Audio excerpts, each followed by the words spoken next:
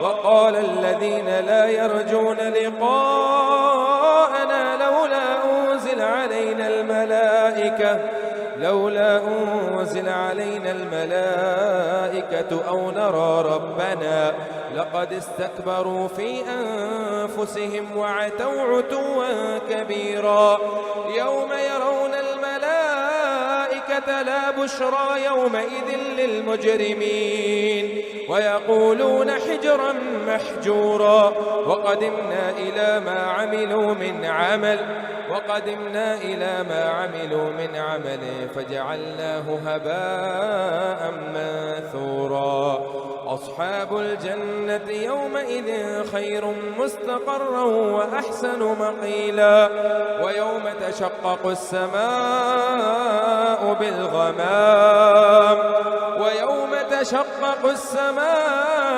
بالغمام ونزل الملائكة تنزيلا. الملك يومئذ الحق للرحمن وكان يوما على الكافرين عسيرا. ويوم يعض الظالم على يديه يقول يا ليتني اتخذت مع الرسول سبيلا. يا ويلتى ليتني لم أتخذ فلانا خليلا لقد أضلني عن الذكر بعد إذ جاءني وكان الشيطان للإنسان خذولا. وقال الرسول يا رب إن قوم اتخذوا هذا القرآن مهجورا. وكذلك جعلنا لكل نبي عدوا من المجرمين وكفى بربك هاديا ونصيرا. وقال الذين كفروا لولا نزل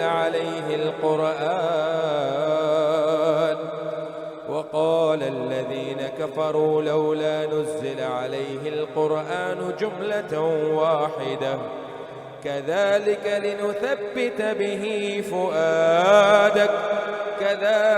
لنثبت به فؤادك ورتلناه ترتيلا. ولا يأتونك بمثل إلا جئناك بالحق وأحسن تفسيرا. الذين يحشرون على وجوههم إلى جهنم أولئك شر مكانا وأضل سبيلا. ولقد آتينا موسى الكتاب وجعلنا معه أخاه هارون وزيرا. فقلنا اذهبا إلى القوم الذين كذبوا بآياتنا فدمرناهم تدميرا. وقوم نوح لما كذبوا الرسل أغرقناهم وجعلناهم للناس آية وأعتدنا للظالمين عذابا أليما. وعادا وثمود وأصحاب الرس وقرونا بين ذلك كثيرا. وكلا ضربنا له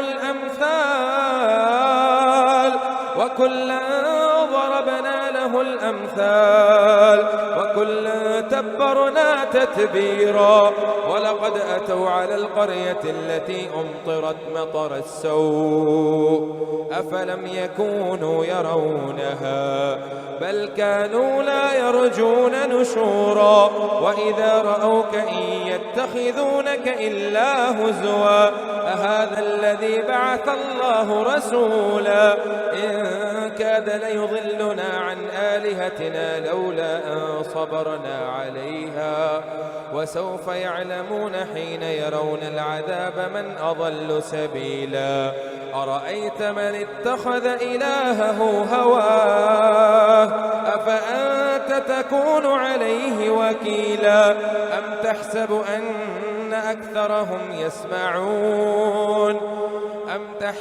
أن أكثرهم يسمعون أو يعقلون إن هم إلا كالأنعام بل هم أضل سبيلا. أرأيت من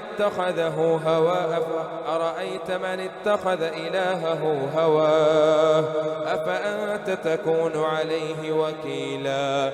أم تحسب أن أكثرهم يسمعون أو يعقلون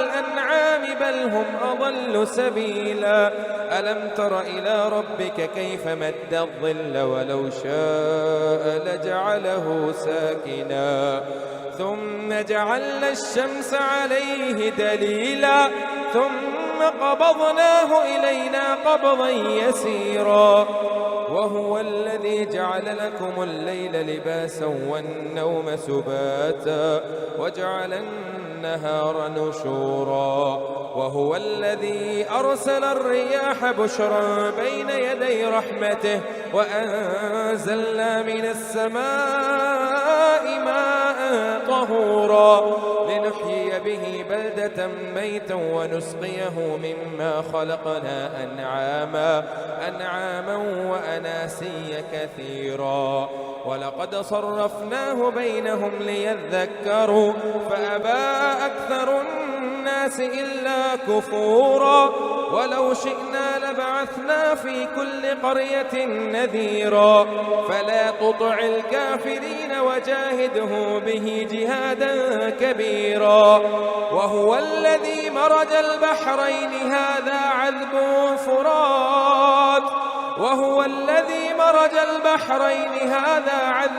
فرات وهذا ملح أجاج وجعل بينهما برزخا وحجرا محجورا وهو الذي خلق من الماء بشرا فجعله نسبا وصهرا وكان ربك قديرا ويعبدون من دون الله ما لا ينفعهم ولا يضرهم وكان الكافر على ربه ظهيرا وما أرسلناك إلا مبشرا ونذيرا قل ما أسألكم عليه من أجر إلا من شاء أن يتخذ إلى ربه سبيلا وتوكل على الحي الذي لا يموت وسبح بحمده وكفى به بذنوب عباده خبيرا الذي خلق السماوات والأرض في 6 أيام ثم استوى على العرش الرحمن فاسأل به خبيرا وإذا قيل لهم اسجدوا للرحمن قالوا وما الرحمن أنسجد لما تأمرنا وزادهم نفورا تبارك الذي جعل في السماء بروجا وجعل فيها سراجا وقمرا منيرا وهو الذي جعل الليل والنهار خلفة لمن أراد أن يذكر أو أراد شكورا وعباد الرحمن الذين يمشون على الأرض هونا وإذا خاطبهم الجاهلون قالوا سلاما والذين يبيتون لربهم سجدا وقياما والذين يقولون ربنا اصرف عنا عذاب جهنم إن عذابها كان غراما إنها ساءت مستقرا ومقاما والذين إذا أنفقوا لم يسرفوا ولم يقتروا وكان بين ذلك قواما والذين لا يدعون مع الله إلها آخر ولا يقتلون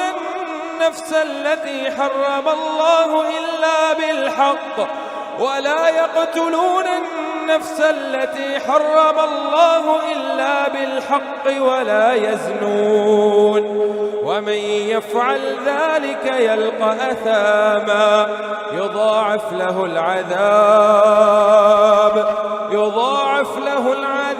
يوم القيامة ويخلد فيه مهانا إلا من تاب وآمن وعمل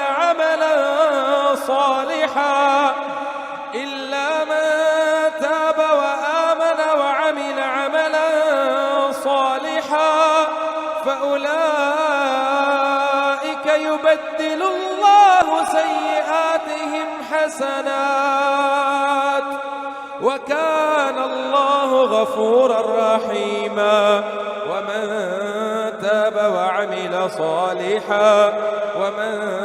تاب وعمل صالحا فإنه يتوب إلى الله متابا. والذين لا يشهدون الزور وإذا مروا باللغو مروا كراما. والذين إذا ذكروا بآيات ربهم لم يخروا عليها صما وعميانا. والذين يقولون ربنا هب لنا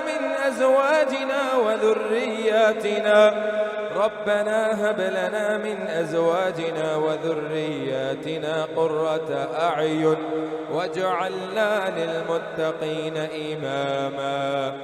أولئك يجزون الغرفة بما صبروا ويلقون فيها تحية وسلاما خالدين فيها حسنت مستقرا ومقاما. قل ما يعبأ بكم ربي لولا دعاؤكم فقد كذبتم فسوف يكون لزاما.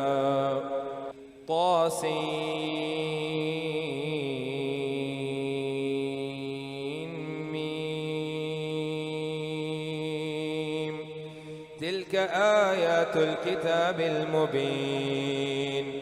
لعلك باخع نفسك ألا يكونوا مؤمنين. إن نشأ ننزل عليهم من السماء آية فظلت أعناقهم لها خاضعين. وما يأتيهم من ذكر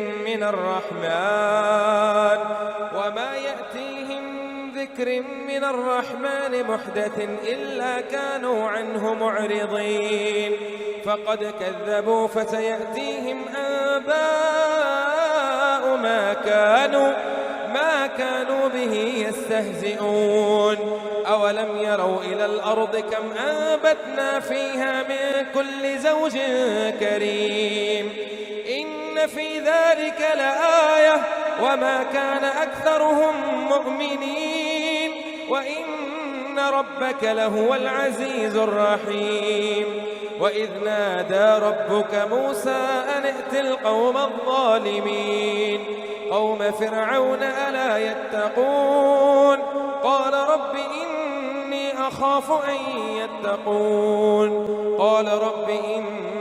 أخاف أن يكذبون ويضيق صدري ولا ينطلق لساني فأرسل إلى هارون ولهم علي ذنب فأخاف أن يقتلون. قال كلا فاذهبا بآياتنا إنا معكم مستمعون. فأتيا فرعون فقولا إنا رسول رب العالمين أن أرسل معنا بني إسرائيل. قال ألم نربك فينا وليدا ولبثت فينا من عمرك سنين وفعلت فعلتك التي فعلت وأنت من الكافرين. قال فعلتها إذا وأنا من الضالين ففررت منكم لما خفتكم فوهب لي ربي حكما وجعلني من المرسلين. وتلك نعمة تمنها علي أن عبدت بني إسرائيل. قال فرعون وما رب العالمين. قال رب السماوات والأرض وما بينهما إن كنتم موقنين. قال لمن حوله ألا تستمعون. قال ربكم ورب آبائكم الأولين. قال إن رسولكم الذي أرسل إليكم لمجنون. قال رب المشرق والمغرب وما بينهما إن كنتم تعقلون. قال لئن اتخذت إلها غيري لأجعلنك من المسجونين. قال أولو جئتك بشيء مبين. قال فأت به إن كنت من الصادقين. فألقى عصاه فإذا هي ثعبان مبين ونزع يده فإذا هي بيضاء للناظرين. قال للملأ حوله إن هذا لساحر مبين. قال للملأ حوله إن هذا لساحر عليم يريد أن يخرجكم من أرضكم بسحره فماذا تأمرون؟ قالوا أرجه وأخاه وابعث في المدائن حاشرين يأتوك بكل سحار عليم. فجمع السحرة لميقات يوم معلوم. وقيل للناس هل أنتم مجتمعون لعلنا نتبع السحرة إن كانوا هم الغالبين. فلما جاء السحرة قالوا لفرعون أئن لنا لأجرا إن كنا نحن الغالبين. قال نعم وإنكم إذا لمن المقربين. قال لهم موسى ألقوا ما أنتم ملقون. فألقوا حبالهم وعصيهم وقالوا بعزة فرعون إنا لنحن الغالبون. فألقى موسى عصاه فإذا هي تلقف ما يأفكون. فألقي السحرة ساجدين قالوا آمنا برب العالمين رب موسى وهارون.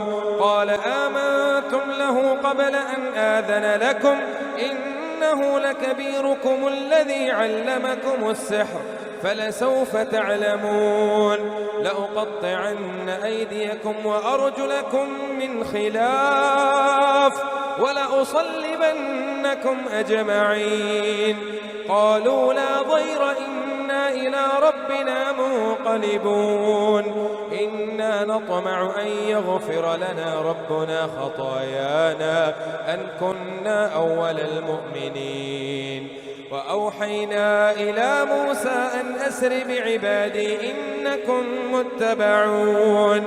فأرسل فرعون في المدائن حاشرين إن هؤلاء لشرذمة قليلون وإنهم لنا لغائظون وإنا لجميع حاضرون. فأخرجناهم من جنات وعيون وكنوز ومقام كريم. كذلك وأورثناها بني إسرائيل فأتبعوهم مشرقين. فلما تراءى الجمعان قال أصحاب موسى إنا لمدركون. قال كلا إن معي ربي سيهدين. فأوحينا إلى موسى أن اضرب بعصاك البحر فانفلق فكان كل فرق كالطود العظيم. وأزلفنا ثم الآخرين وأنجينا موسى ومن معه أجمعين إلا عجوزا في الغابرين. ثم دمرنا الآخرين ثم أغرقنا الآخرين. إن في ذلك لآية وما كان أكثرهم مؤمنين وإن ربك لهو العزيز الرحيم. واتل عليهم نبأ إبراهيم إذ قال لأبيه وقومه ما تعبدون قالوا نعبد أصناما فنظل لها عاكفين. قال هل يسمعونكم إذ تدعون أو ينفعونكم أو يضرون قالوا بل وجدنا آباءنا كذلك يفعلون قال أفرأيتم ما كنتم تعبدون أنتم وآباؤكم الأقدمون فإنهم عدو لي إلا رب العالمين الذي خلقني فهو يهدين والذي هو يطعمني ويسقين وإذا مرضت فهو يشفين والذي يميتني ثم يحيين والذي أطمع أن يغفر لي خطيئتي يوم الدين رب هب لي حكما وألحقني بالصالحين واجعل لي لسان صدق في الآخرين واجعلني من ورثة جنة النعيم واغفر لأبي إنه كان من الضالين ولا تخزني يوم يبعثون يوم لا ينفع مال ولا بنون إلا من أتى الله بقلب سليم وأزلفت الجنة للمتقين وبرزت الجحيم للغاوين وقيل لهم أين ما كنتم تعبدون من دون الله هل ينصرونكم أو ينتصرون فكبكبوا فيها هم والغاوون وجنود إبليس أجمعون قالوا وهم فيها يختصمون تالله إن كنا لفي ضلال مبين إذ نسويكم برب العالمين وما أضلنا إلا المجرمون فما لنا من شافعين ولا صديق حميم فلو أن لنا كرة فنكون من المؤمنين إن في ذلك لآية وما كان أكثرهم مؤمنين وإن ربك لهو العزيز الرحيم كذبت قوم نوح المرسلين إذ قال لهم أخوهم نوح ألا تتقون إني لكم رسول أمين فاتقوا الله وأطيعون وما أسألكم عليه من أجر إن أجري إلا على رب العالمين فاتقوا الله وأطيعون قالوا أنؤمن لك واتبعك الأرذلون قال وما علمي بما كانوا يعملون إن حسابهم إلا على ربي لو تشعرون وما أنا بطارد المؤمنين إن أنا إلا نذير مبين قالوا لئن لم تنته يا نوح لتكونن من المخرجين قالوا لئن لم تنته يا نوح لتكونن من المرجومين قال رب إن قومي كذبون فافتح بيني وبينهم فتحا ونجني ومن معي من المؤمنين فأنجيناه ومن معه في الفلك المشحون ثم أغرقنا بعد الباقين إن في ذلك لآية وما كان أكثرهم مؤمنين وإن ربك لهو العزيز الرحيم كذبت عاد المرسلين إذ قال لهم أخوهم هود ألا تتقون إني لكم رسول أمين فاتقوا الله وأطيعون وما أسألكم عليه من أجر إن أجري إلا على رب العالمين أتبنون بكل ريع آية تعبثون وتتخذون مصانع لعلكم تخلدون وإذا بطشتم بطشتم جبارين فاتقوا الله وأطيعون واتقوا الذي أمدكم بما تعلمون أمدكم بأنعام وبنين وجنات وعيون إني أخاف عليكم عذاب يوم عظيم قالوا سواء علينا أوعظت أم لم تكن من الواعظين قالوا سواء علينا أوعظت أم لم تكن من الواعظين إن هذا إلا خلق الأولين وما نحن بمعذبين فكذبوه فأهلكناهم إن في ذلك لآية وما كان أكثرهم مؤمنين وإن ربك لهو العزيز الرحيم كذبت ثمود المرسلين إذ قال لهم أخوهم صالح ألا تتقون إني لكم رسول أمين فاتقوا الله وأطيعون وما أسألكم عليه من أجر إن أجري إلا على رب العالمين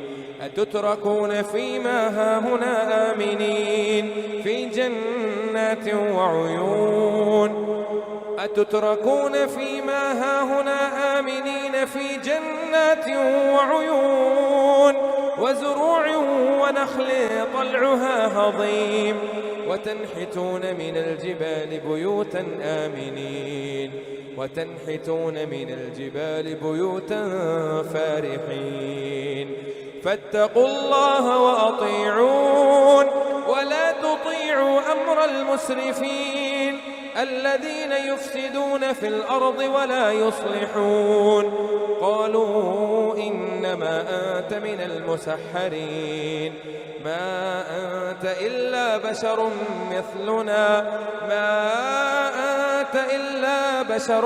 مثلنا فأت بآية إن كنت من الصادقين قال هذه ناقة لها شرب ولكم شرب يوم معلوم ولا تمسوها بسوء فيأخذكم عذاب يوم عظيم فعقروها فأصبحوا نادمين فأخذهم العذاب إن في ذلك لآية وما كان أكثرهم مؤمنين وإن ربك لهو العزيز الرحيم كذبت قوم لوط المرسلين إذ قال لهم أخوهم لوط ألا تتقون إني لكم رسول أمين فاتقوا الله وأطيعون وما أسألكم عليه من أجر إن أجري إلا على رب العالمين أتأتون الذكران من العالمين وتذرون ما خلق لكم ربكم من أزواجكم بل أنتم قوم عادون قالوا لئن لم تنته يا لوط لتكونن من المخرجين قال إني لعملكم من القالين رب نجني وأهلي مما يعملون فنجيناه ومن معه في الفلك المشحون فنجيناه وأهله أجمعين ثم دمرنا الآخرين فنجيناه وأهله أجمعين إلا عجوزا في الغابرين وأمطرنا عليهم مطرا إلا عجوزا في الغابرين ثم دمرنا الآخرين وأمطرنا عليهم مطرا فساء مطر المنذرين إن في ذلك لآية وما كان أكثرهم مؤمنين وإن ربك لهو العزيز الرحيم. كذب أصحاب الأيكة المرسلين إذ قال لهم شعيب ألا تتقون إني لكم رسول أمين فاتقوا الله وأطيعون وما أسألكم عليه من أجر إن أجري إلا على رب العالمين أوفوا الكيل ولا تكونوا من المخسرين وزنوا بالقسطاس المستقيم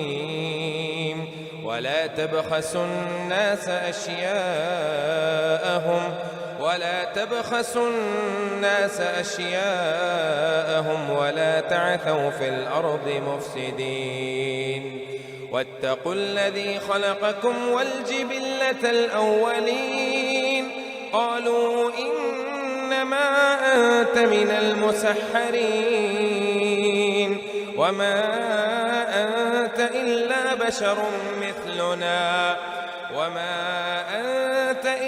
بشر مثلنا وإن نظنك لمن الكاذبين فأسقط علينا كسفا من السماء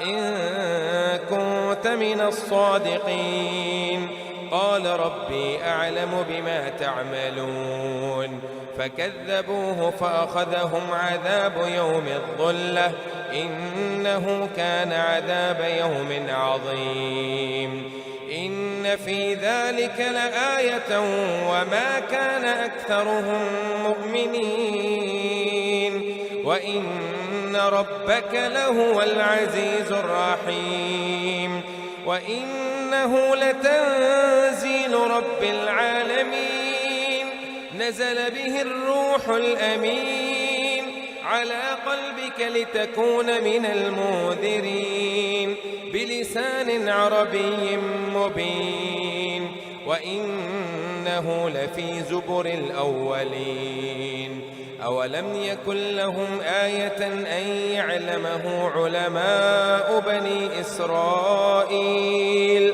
ولو نزلناه على بعض الأعجمين فقرأه عليهم ما كانوا به مؤمنين كذلك سلكناه في قلوب المجرمين لا يؤمنون به حتى يروا العذاب الأليم فيأتيهم بغتة وهم لا يشعرون فيقولوا هل نحن منظرون أفبعذابنا يستعجلون أفرأيت إن متعناهم سنين ثم جاءهم ما كانوا يوعدون ما أغنى عنهم ما كانوا يمتعون وما أهلكنا من قرية إلا لها منذرون ذكرى وما كنا ظالمين وما تنزلت به الشياطين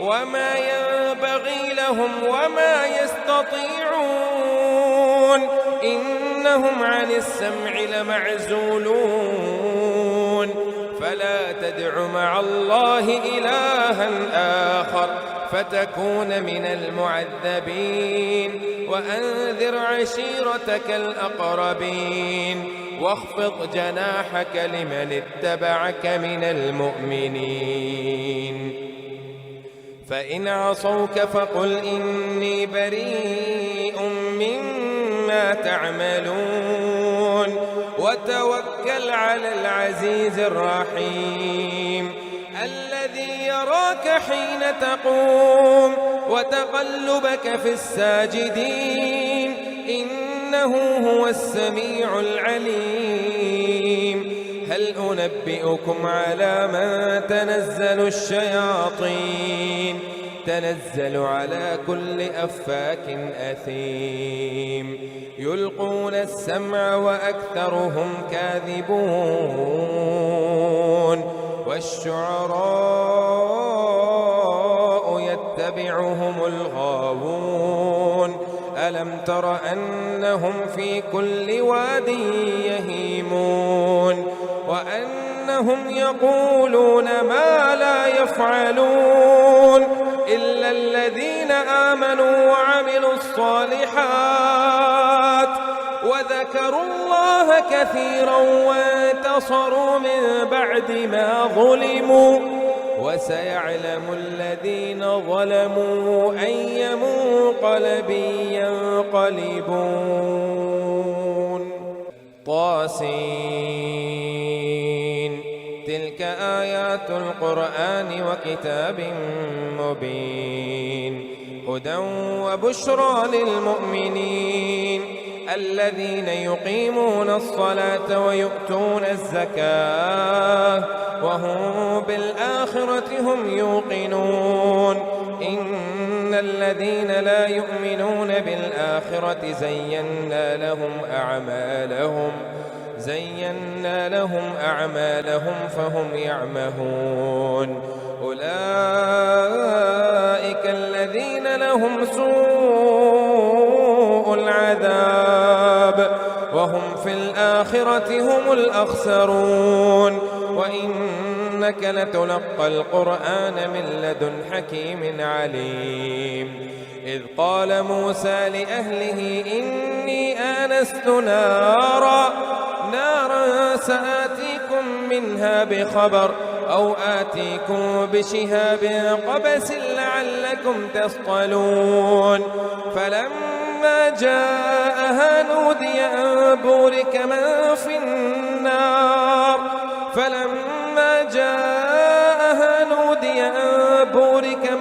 النار ومن حولها وسبحان الله رب العالمين. يا موسى إنه أنا الله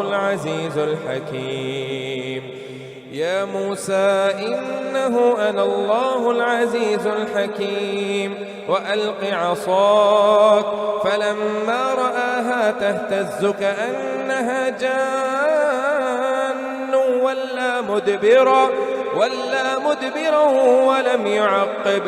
يا موسى لا تخف إني لا يخاف لدي المرسلون إلا من ظلم ثم بدل حسنا بعد سوء فإني غفور رحيم. وأدخل يدك في جيبك تخرج بيضاء من غير سوء في 9 آيات إلى فرعون وقومه إنهم كانوا قوما فاسقين. فلما جاءتهم آياتنا مبصرة قالوا هذا سحر مبين وجحدوا بها واستيقنتها أنفسهم ظلما وعلوا فانظر كيف كان عاقبة المفسدين. ولقد آتينا داود وسليمان علما وقال الحمد لله الذي فضلنا على كثير من عباده المؤمنين. وورث سليمان داود وقال يا أيها الناس علمنا منطق الطير وأوتينا من كل شيء إن هذا لهو الفضل المبين. وحشر لسليمان جنوده من الجن والإنس والطير فهم يوزعون حتى إذا أتوا على واد النمل قالت نملة يا أيها النمل ادخلوا مساكنكم لا يحطمنكم سليمان وجنوده وهم لا يشعرون. حتى إذا أتوا على واد النمل قالت نملة يا أيها النمل ادخلوا مساكنكم لا يحطمنكم سليمان وجنوده وهم لا يشعرون. فتبسم ضاحكا من قولها وقال رب أوزعني أن أشكر نعمتك التي أنعمت علي وعلى والدي وأن أعمل صالحا ترضاه وأدخلني برحمتك في عبادك الصالحين. وتفقد الطير فقال ما لي لا أرى الهدهد أم كان من الغائبين لأعذبنه عذابا شديدا أو لأذبحنه أو ليأتيني بسلطان مبين. فمكث غير بعيد فقال أحط بما لم تحط به وجئتك من سبأ بنبأ يقين.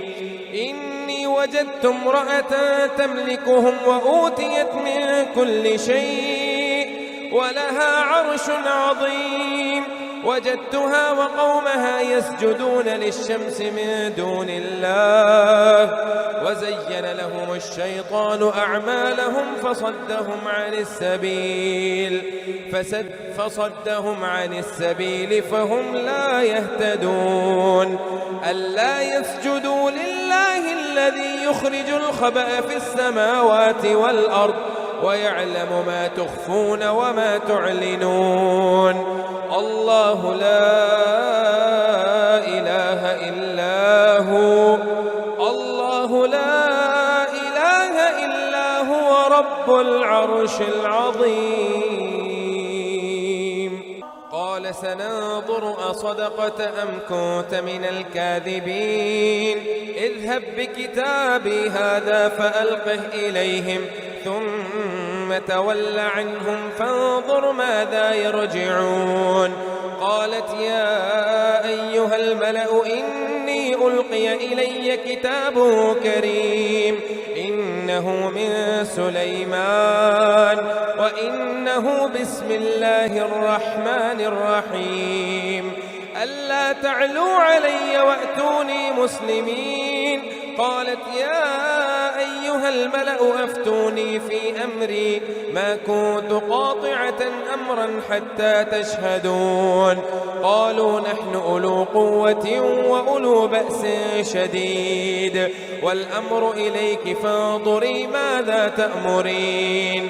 قالت إن الملوك إذا دخلوا قرية أفسدوها وجعلوا أعزة أهلها أذلة وكذلك يفعلون. وإني مرسلة إليه بهدية فناظرة بما يرجع المرسلون. فلما جاء سليمان قال أتمدونني بمال فما آتاني الله خير مما آتاكم بل أنتم بهديتكم تفرحون. ارجع إليهم فلنأتينه بجنود لا قبل له بها ولنخرجنهم منها أذلة وهم صاغرون. قال يا أيها الملأ أيكم يأتيني بعرشها قبل أن يأتوني مسلمين. قال عفريت من الجن أنا آتيك به قبل أن تقوم من مقامك وإني عليه لقوي أمين. قال الذي عنده علم من الكتاب أنا آتيك به قبل أن يرتد إليك طرفك فلما رآه مستقرا عنده قال هذا من فضل ربي ليبلوني أأشكر أم أكفر ومن شكر فإنما يشكر لنفسه ومن كفر فإن ربي غني كريم. قال نكروا لها عرشها ننظر أتهتدي أم تكون من الذين لا يهتدون. فلما جاءت قيل أهكذا عرشك قالت كأنه هو وأوتينا العلم من قبلها وكنا مسلمين. وصدها ما كانت تعبد من دون الله. فلما جاءت قيل أهكذا عرشك؟ قالت كأنه هو وأوتينا العلم من قبلها وكنا مسلمين. وصدها ما كانت تعبد من دون الله إنها كانت من قوم كافرين. قيل لها ادخل الصرح فلما رأته حسبته لجة وكشفت عن ساقيها قال إنه صرح ممرد من قوارير. قالت رب إني ظلمت نفسي وأسلمت مع سليمان لله رب العالمين. ولقد أرسلنا إلى ثمود أخاهم صالحا أن اعبدوا الله فإذا هم فريقان يختصمون. قال رب لم تستعجلون بالسيئة قبل الحسنة لولا تستغفرون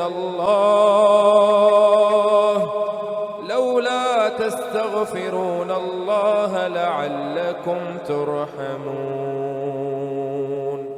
قالوا اطيرنا بك وبمن معك قال طائركم عند الله بل أنتم قوم تفتنون.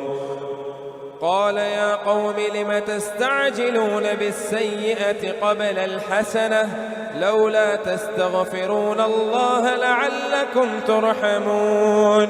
قالوا اطيرنا بك وبمن معك قال طائركم عند الله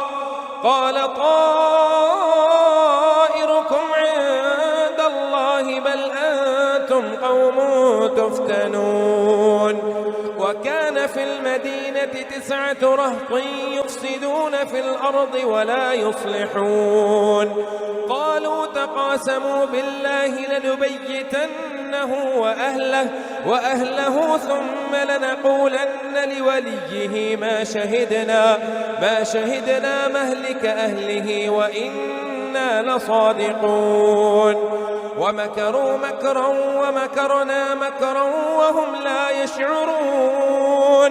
فانظر كيف كان عاقبة مكرهم أنا دمرناهم وقومهم أجمعين. فتلك بيوتهم خاوية بما ظلموا فهم لا ينطقون. إن في ذلك لآية لقوم يعلمون. وأنجينا الذين آمنوا وكانوا يتقون. ولوطا إذ قال لقومه أتأتون الفاحشة وأنتم تبصرون أئنكم لتأتون الرجال شهوة من دون النساء بل أنتم قوم تجهلون. فما كان جواب قومه إلا أن قالوا أخرجوا آل لوط من قريتكم إنهم أناس يتطهرون. فأنجيناه وأهله إلا امرأته قدرناها من الغابرين. وأمطرنا عليهم مطرا فساء مطر المنذرين. قل الحمد لله وسلام على عباده الذين اصطفى